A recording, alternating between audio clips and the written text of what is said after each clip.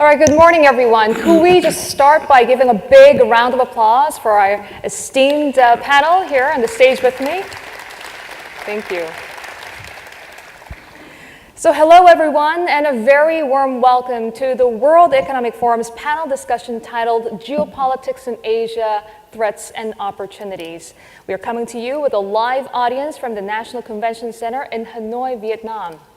I'm Julie Yu, I'm with Channel News Asia, and this panel was discussed and developed in close collaboration with the wonderful folks here at World Economic Forum. Now, today's topic cannot be more timely given Asia's geopolitical realities. We've seen the peace barometer in Asia swing between two extremes of nuclear tensions on the Korean Peninsula to historic peace talks and ongoing security concerns on the South China Sea. And also the increased friction and competition between the United States and China for dominance in Asia. Now, these shifting landscapes beg the question, is Asia's geopolitical outlook more optimistic or pessimistic? And how the US and Sino rivalry define the future of this continent? And also, what should the regional players like ASEAN as a grouping do to preserve peace and stability in Asia? Now, we will explore these questions with our distinguished guests. I'm very pleased to be here with such great names. I'm sure we don't need an introduction, but I'm sure we'll benefit from their insights and their perspectives in the next hour.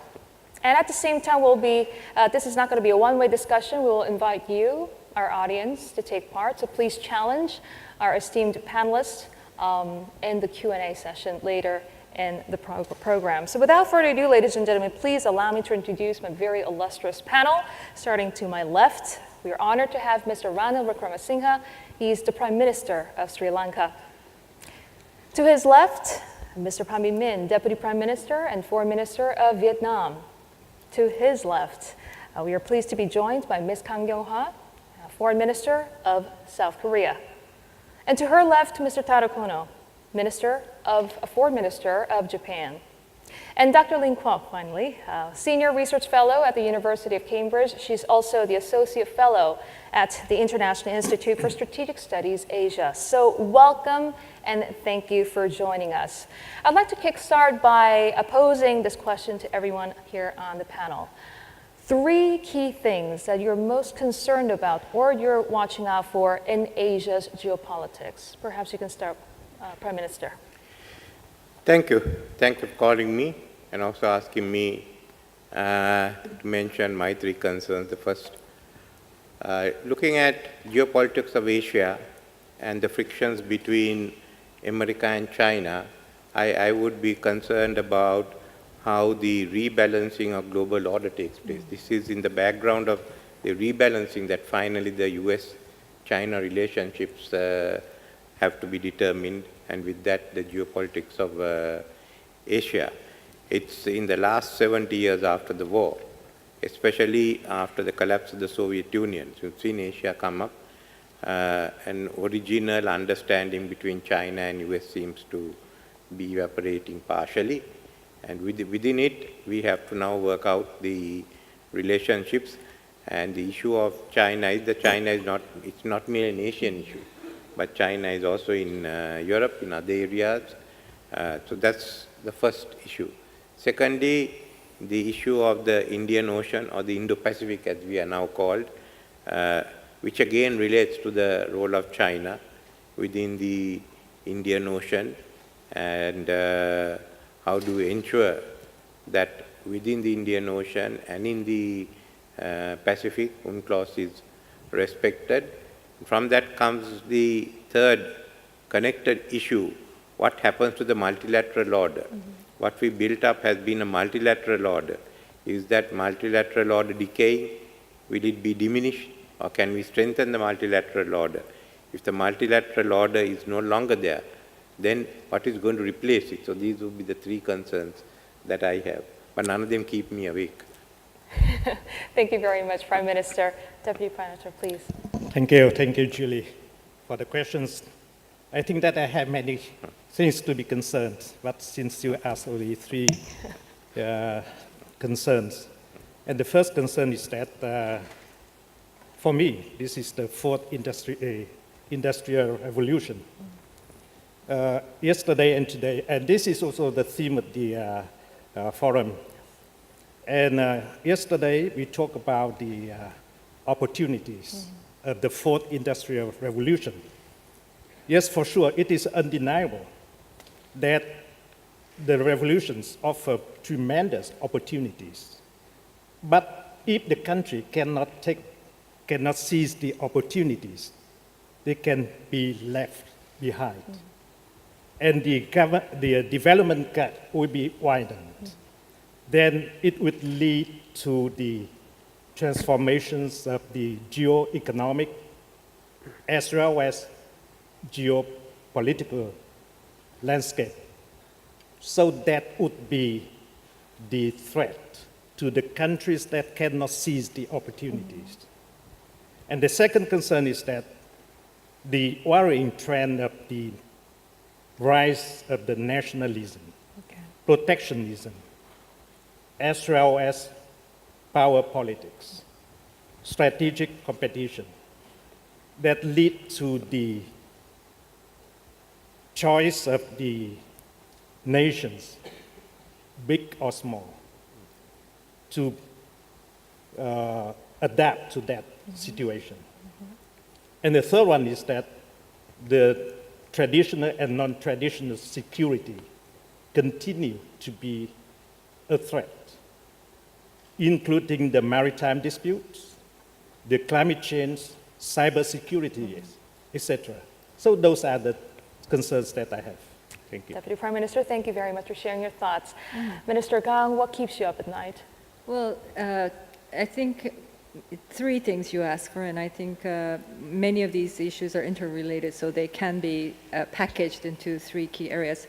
Of course, from my government's point of view, getting traction on the denuclearization and peace process that is very now much in motion. It's a daily concern to get movement on this, but if we compare where we were a year ago, I think we're in a much better situation. You know, a year ago, we were faced with growing tension and confrontation with North Korea testing its sixth nuclear weapons test and a series of missile testing as well.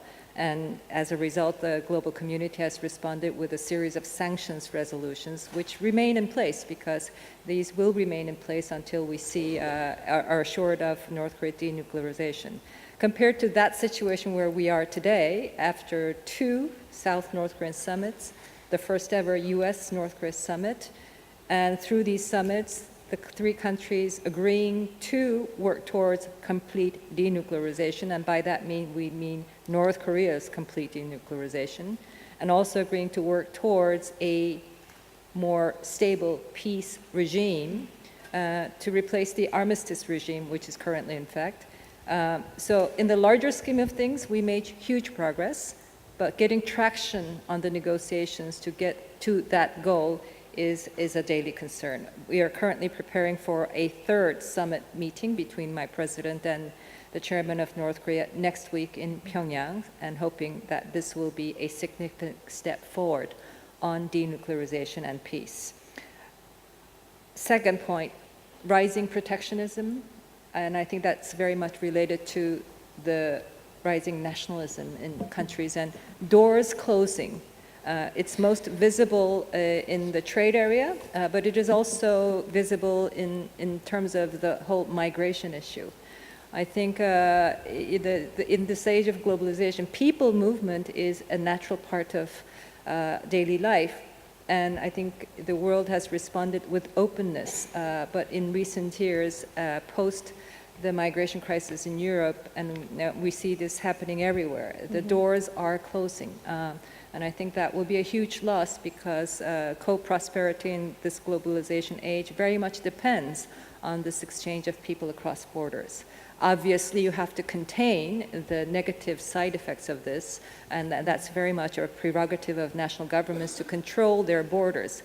But we must do it in a way that leaves the doors as open as possible about the people exchange. So protectionism and rising nationalism, and of course the protectionist trends in the trade area is a particular concern. It's a concern for all of us who thrive on free and fair trade, but South Korea is very dependent on our external trade and economic relations, and so I think those of us who are for fair and free trade should make sure that this trend is countered with greater efforts to preserve the multilateral trading system. And thirdly, we are promoting a new policy to strengthen our relations with our southern neighbors, ASEAN, India, Pakistan, Sri Lanka. There are other competing, I think, initiatives in this area, the Indo-Pacific Initiative, the One Belt and Road Initiative, and it's good that we have these initiatives because it underscores the centrality of this region, the centrality of ASEAN. But we must ensure that these initiatives are promoted in a way that's complementary, that preserves the openness, the inclusivity, and the transparency, and very much in line with established international norms. Minister Kang, thank you very much. I would like to move on to you, Minister Kono. 3 key things. Well, the biggest headache or biggest concern is probably the climate change. The seawater level is very high, and we are getting stronger typhoon, stronger cyclone, heavier rain. Once in 100-year rain turned out to be once in 2 years. And it is not just an environmental issue. It would lead to the issue of water supply management or food security. And this is a challenge for entire mankind. So we really need to be serious about taking care of this climate change issue. The second concern is any unilateral attempt to change the status quo in Asia. I think we need to establish rule-based international order, and any unilateral challenge to the status quo, I think international community need to stand up against it. And thirdly, the collapse of multilateralism, starting from the trade war. I think the trade need to be also rule-based. We have a WTO, and WTO, IMF, Bretton Woods, those liberal international order has led to the successful global economy. And now there is some challenge to this multilateral international order, and we need to preserve that. I think that's the 3 issues, since Foreign Minister Khan talked about Korean Peninsula. I will skip that issue. Sure, Minister Kono, thank you very much. And Dr. Lin, Kwok. Thanks so much. I think Southeast Asia's geopolitical landscape will be determined by 3 main factors. The first development that I'll be watching out for are really developments in the South China Sea. China is consolidating its control over the region and its resources. In the South China Sea, I understand, according to reports, that it's thrice threatened Vietnam with military action should it continue to drill for oil and gas in its exclusive economic zone. This took place in July last year, as well as in March and May this year.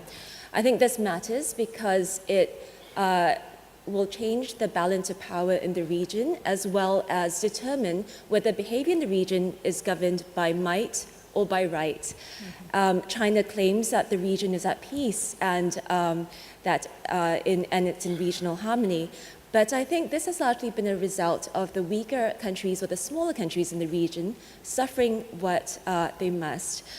The second development that I would look out for is really the Belt and Road Initiative and how that unfolds. I think it's got tremendous opportunity to increase connectivity in the region and boost millions of people out of poverty.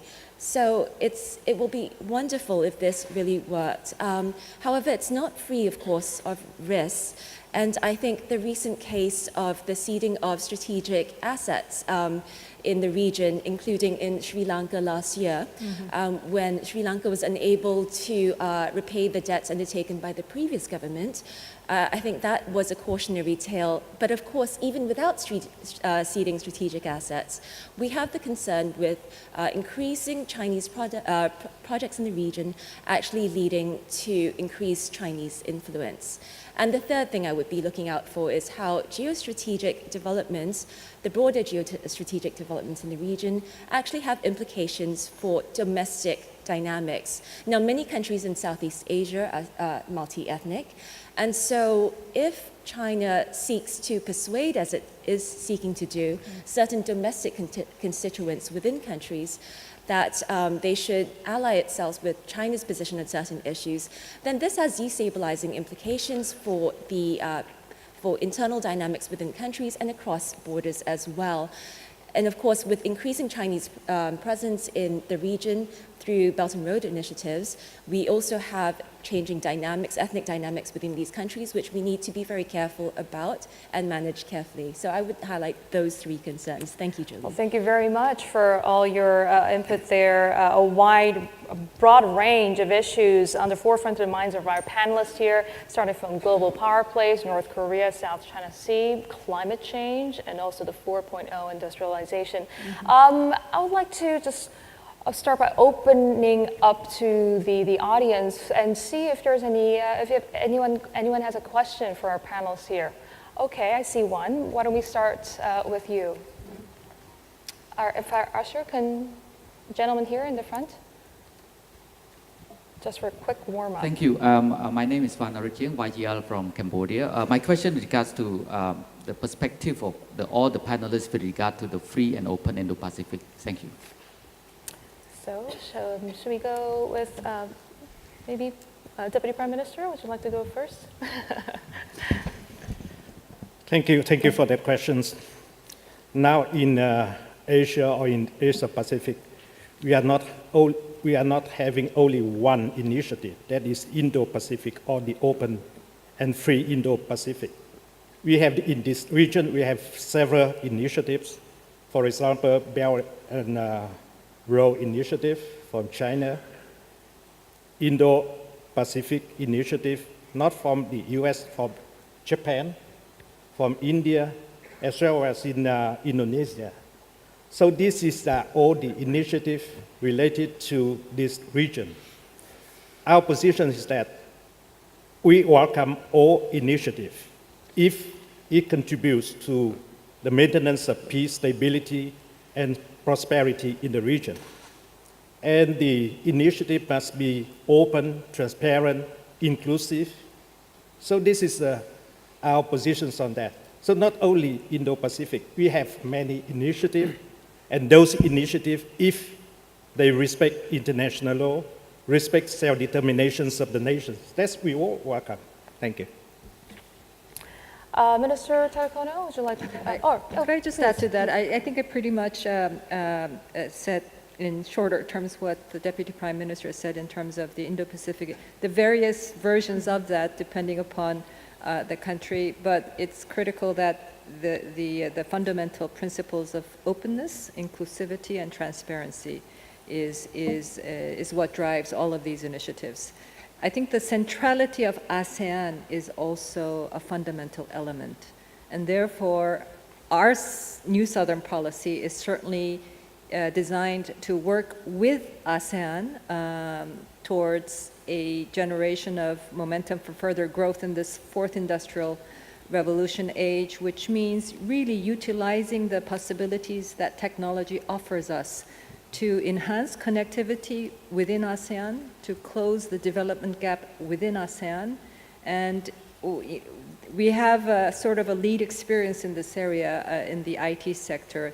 Our experience in e-government, e-commerce, and smart cities and smart factories, I think will certainly be something that we can offer to address this challenge within ASEAN of connectivity and development gap. So I think all of these initiatives really should focus on the centrality of ASEAN. And I think if we do so, we have a shared grounding where we can then make sure that these initiatives are complementary. All right, If I could just yes, add please. to that, I think, in my view, the Indo-Pacific concept or strategy is a very important analytical tool to help us understand the region a little bit better. It underscores the connectivity between the Indian and Pacific Ocean as one strategic operating theater. It also underscores the maritime nature of the region and how in the region security is very much about maritime security. So that's its analytical usefulness. It also has important practical implications, and I think that one of them is to ensure that by having more powers involved in the region, it ensures that no one power dominates the region. So that's the first point. And on the second practical implication, I think, is that it ensures that, well, having buy-in to this strategy also suggests that countries, apart from the United States, all subscribe to the principles that Minister Kang highlighted earlier, the principles of openness, inclusivity, and transparency, and that countries in the region actually care about a rules-based order. So I think those are two very significant, useful aspects of the Indo-Pacific strategy. Thank you very much, Dr. Kwok. If I may. Yes, please, Minister. Back in the 60s and 70s, the Japanese economy import oil from Middle East through Indian Ocean and sold the automobile to North America through the Pacific Ocean. And the 7th Fleet of United States Navy ensured the freedom of navigation. And we believe that freedom of navigation is the key for the global economic development. So now what we are trying to do is to connect from eastern shore of African continent through Indian Ocean, through ASEAN countries, through Pacific Ocean to the western coast of North and South American continent. In order to do that, we need to establish rule-based maritime order. And then we need to increase the connectivity through high-quality infrastructure, meaning that any infrastructure project must be open, transparent, economical, and has to be considerate to the financial soundness of recipient countries. And we also need to provide capacity building for counter-terrorism, counter-piracy, maritime law enforcement capability. So that are the three pillars of our free and open Indo-Pacific. Now, United States alone cannot ensure the freedom of navigation in the region. So as you said, it needs to be everyone engaged in keeping the sea lines of communication free and open. And that's what we are trying to do. All right, we would like to go back to the audience here. I'm going to bundle two questions together, a gentleman here and a gentleman here, please. Thank you. Hi, I'm Yoshihori of Globis Japan. I think the biggest concern we have is the rising protectionism from the US. And I have a question about the US is leaning towards more bilateral agreements. And then at the same time, we have a TPP and RCEP going on. How could Asia be as a one to be negotiating against the strong US and to make sure that multilateralism will stay there? Thank you. And a gentleman here. Thank you very much. My name is Kumagai, and I'm a chief economist of Daiwa, Tokyo, Japan. And panelists pointed out many risk factors, so we are very doomy. So I'd like to ask each panelist to point out the biggest hopes in this area. And also I'd like to ask to avoid the worst scenario and to realize the best scenario, what should we do? And who will be the key player or key driver? We'll start with the first question, please, on protectionism. Anyone like to go first? Yes. Well, we believe TPP is still the best option for United States. I I think TPP will go into effect probably by the end of this year, and we are going to start expanding it. Now, Indonesia, Thailand, Taiwan, probably South Korea, and other Latin American countries, plus United Kingdom, all interested in joining TPP. It will create a large free trade regime based in Asia Pacific.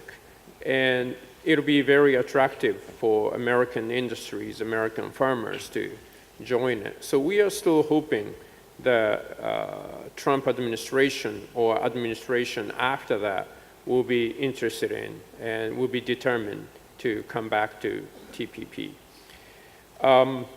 Recently, we see a lot of high education spreading all over the Asia.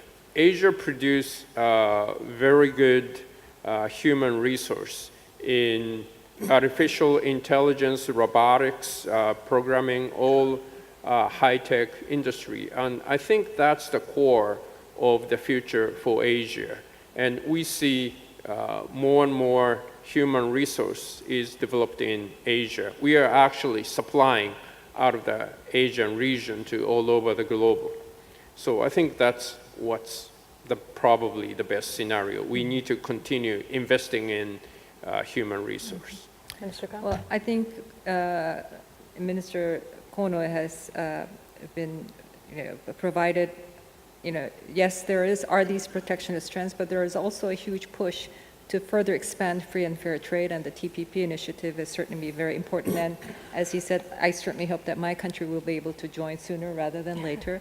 But there is also a lot of discussions going on to upgrade existing free trade agreements, whether at the bilateral level or at the regional bloc level. So it's not all protectionist trends gathering steam. There's also a lot of efforts to preserve and further expand the free and fair trade space. I think the President Jokowi said something very important, I think, at the plenary yesterday, which is that the fourth industrial revolution provides us with an opportunity of a world where resources are not limited but unlimited. Resources are not finite, but infinite. Because what the technology of the fourth industrial revolution enables us is to utilize, to develop human resources to an extent that we were never able to do before with the traditional methods of education, but also use the material resources that we have in much smarter and efficient ways than we have ever been able to. So that hugely opens up the available human as well as material resources that society can use.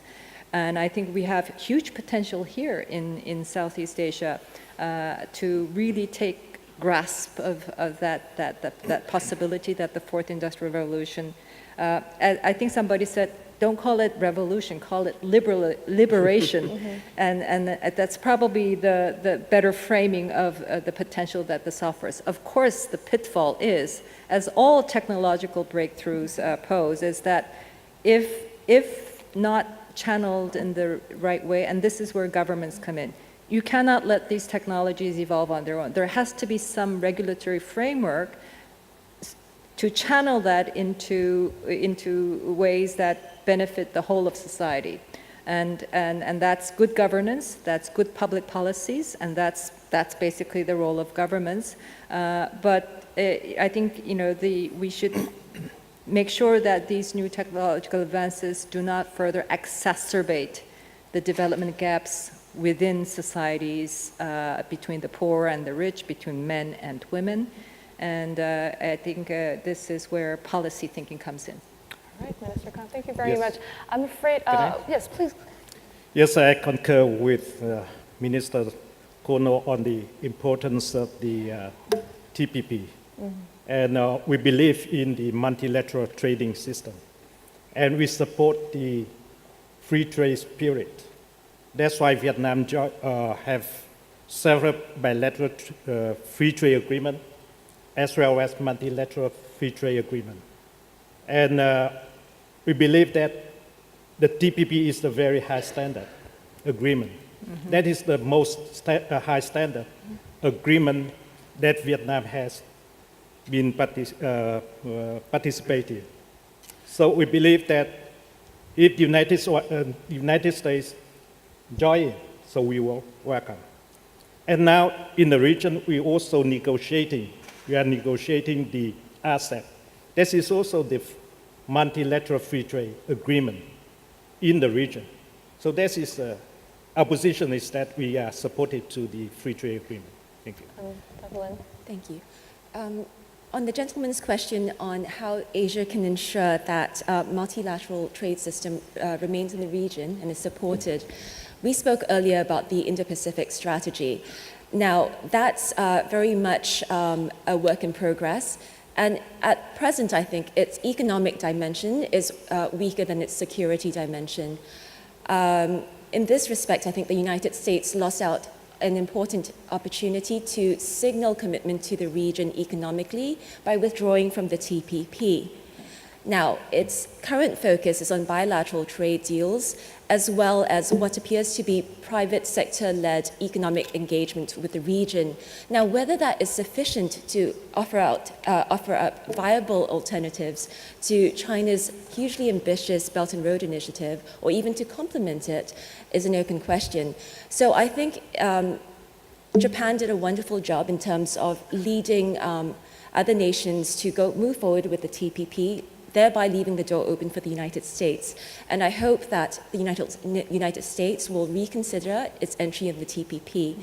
The gentleman over there talked about the greatest hopes for the region. Now, my greatest hope is not only to see a region that is strong and prosperous, but also a region that is compassionate and kind to the weakest of its members. Now, we've had the conflict in the Rakhine State fester for years now. The most recent manifestations took place 2 years ago in October 2016, when militant attacks on security outposts in Myanmar led to reprisals, which has since led to over 500,000 people fleeing, many of which are children and women. Now, this crisis has been going on for way too long, and over 500,000 children are without education or with very little education. And so what are we going to be, as a region, going to be doing? This has security implications for the region as this problem is allowed to fester.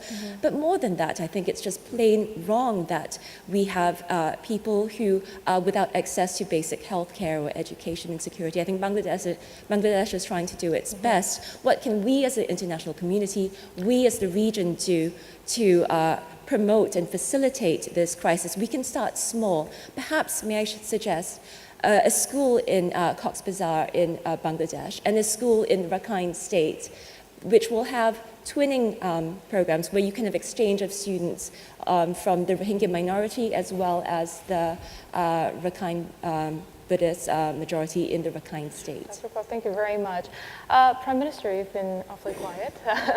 Would you like to chime in? Yes, I would say, behind using the general slang term, Asia is putting its act together. And we now got to take responsibility for what happens. Okay, within ourselves, we still haven't defined what exactly are we going to do. What is Asia? I mean, there are different definitions of it. You have Pacific, you have Asia Pacific, you have Indo-Pacific.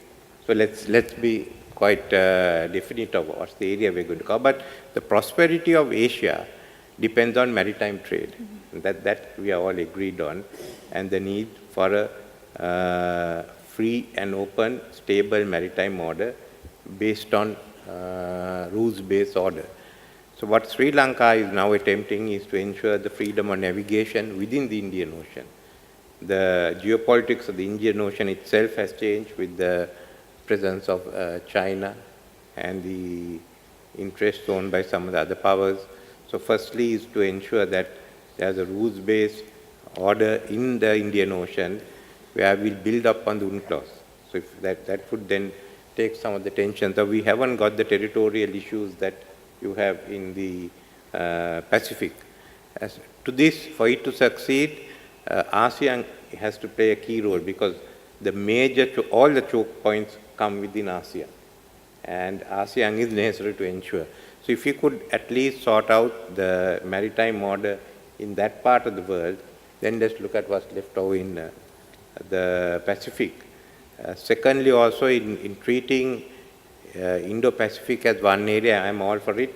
I think that's Asia, but you have to remember the diversity of the Indian Ocean from Pacific. So all stakeholders have to be involved. This is just the start of a new economic order, which will see Asia at the center. By 2050, you could see that. I mean, the whole, if you take the world itself, from Korea all the way down to Australia, from Japan all the way down to India, you would find all these some of the largest economies operating in the world, and we become the center. So how do we, the responsibility then passes on to Asia on how we maintain such an order, what are the rules that we're going to formulate. There was a time when US looked after the Pacific, the British looked after the Indian Ocean. I was born a subject of George VI, King of Ceylon and the British Empire.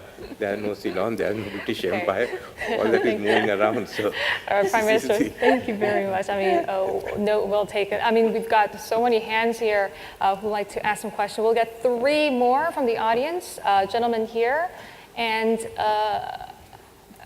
some on the third row. Yes. And also here, a gentleman with a blue shirt. Sorry, I have a very fat ass. Sorry. Yes, please. Thank you. My name is Kumar, K.S. Kumar, of a company called Sutherland. I had a question for Minister Kono. Japan has got an aging population, and possibly it is the biggest aging population of the world, and you'll probably have only about 80 million people by 2040. So you have, on the other hand, the human capital in the other ASEAN countries in terms of the youth population, which is very, very high. Now, is there a thinking around, if you look back, US, for example, has got several millions of people supporting their businesses from India and the Philippines. So, but Japanese, is there any strategy to leverage the human capital, especially the knowledge services, to support the Japanese businesses by, investing in culture and language of Japanese, and support Japanese business from Philippines or from Vietnam or from any of the other countries which have got a high level of human capital? And with the gentleman there in the blue shirt, and the lady there with the glasses in the third.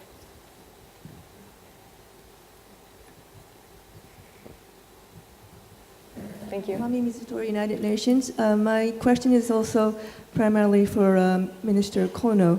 So given that indeed climate change is a very serious issue, and it seems that we are falling behind in achieving the goals of the Paris Agreement, how will Japan lead this agenda? One more question, please. Gentleman here. Thank you, Cherin Lama, young global leader. It is indeed that we are going to the 4th industrial revolution. I think it's rather than a revolution. I think we need an evolution, that understanding the complete ecosystem. One of the things I want to ask the panel is, there's indeed a great potential, but how we are preparing our graduates, what are our education policies that enabling our graduates to harness the 4th industrial revolutions, that for the good for the overall human development. And also, what are the best examples that we can take it from here, from each countries, or what are each countries collaborating in order to support each other, that we are investing on our future graduates. Thank you. Should we start with the first question? Minister Kono was directed at you. Sure.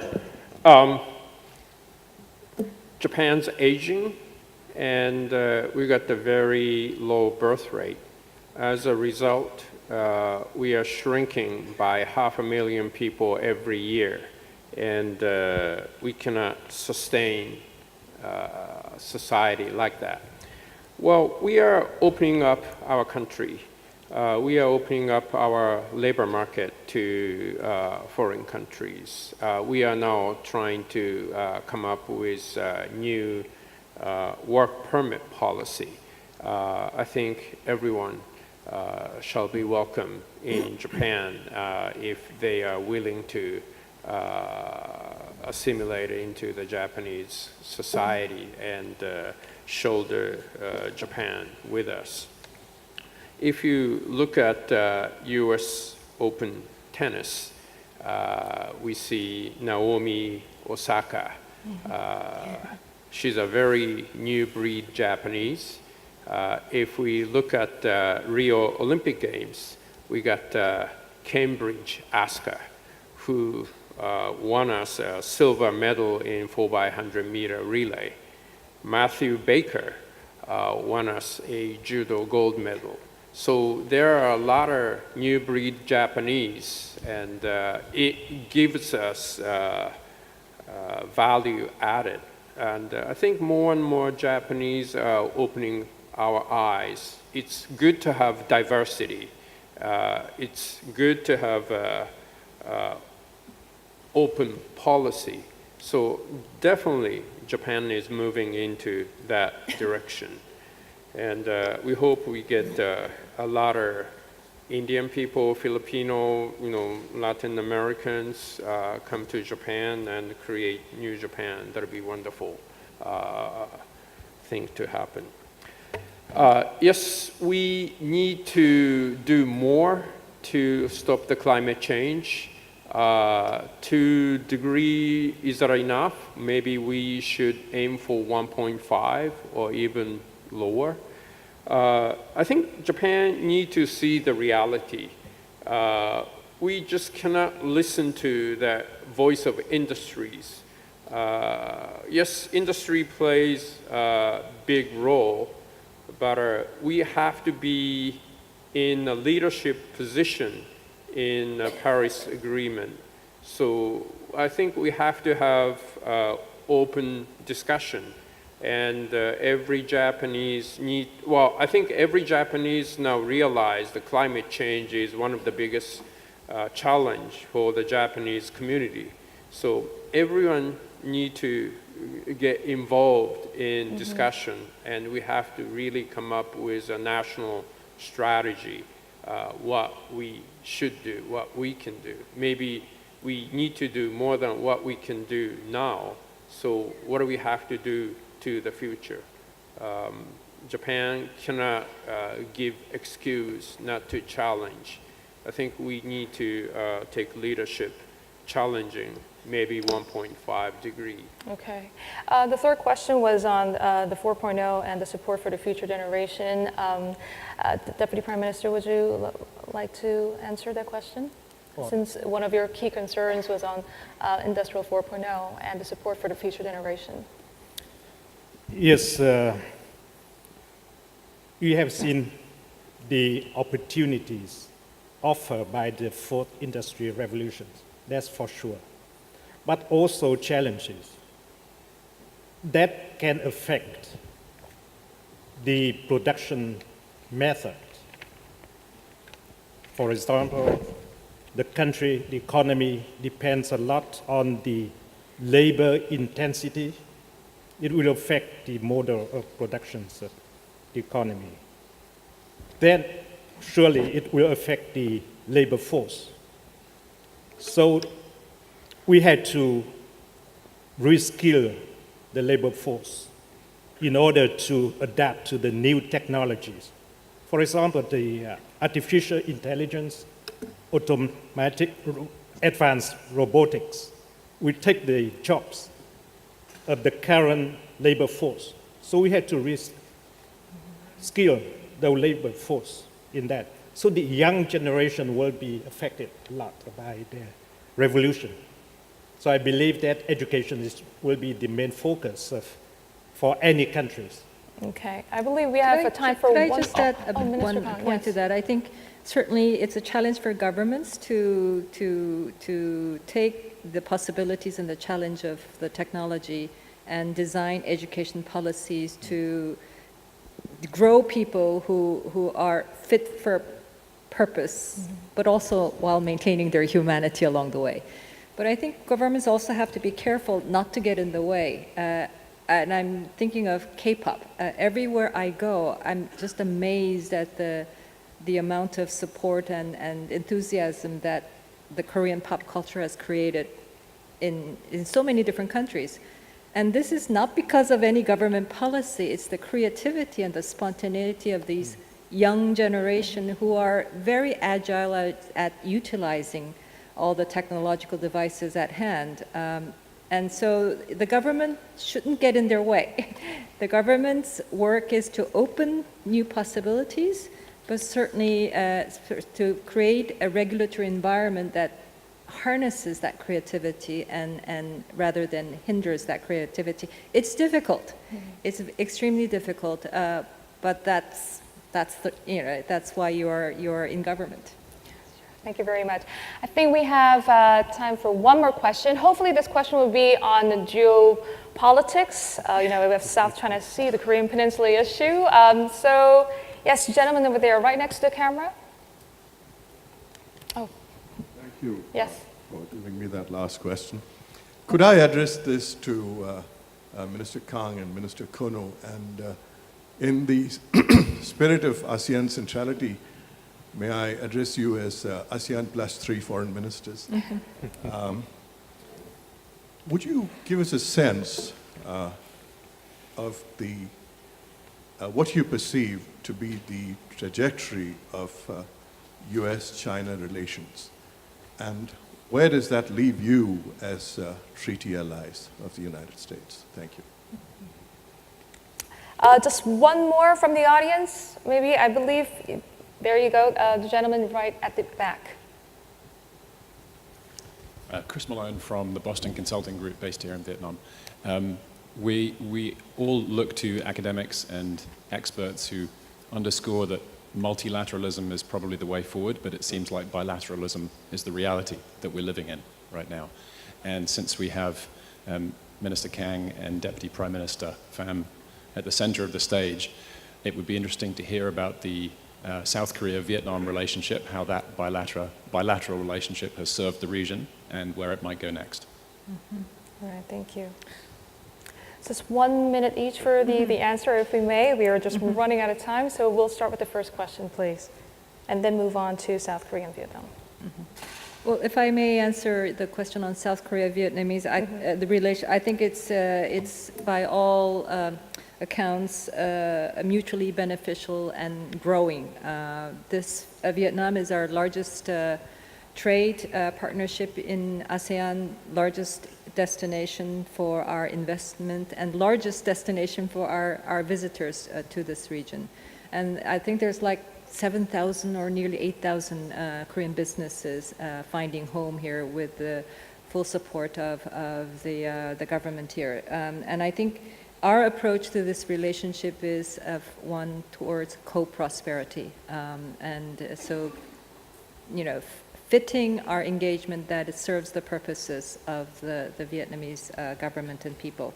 And I think that I could rest that question there. But the US-China relations, and if you look at just the trade side, it does look very at a moment of particular tension. But I think these are two big players in the global stage with, strategic calculations that sometimes diverge, but also at times converge. And I think on the North Korean nuclear issue, they have converged, and both working towards a complete denuclearization. And I think there's a shared strategic interest in getting to North Korea's complete denuclearization.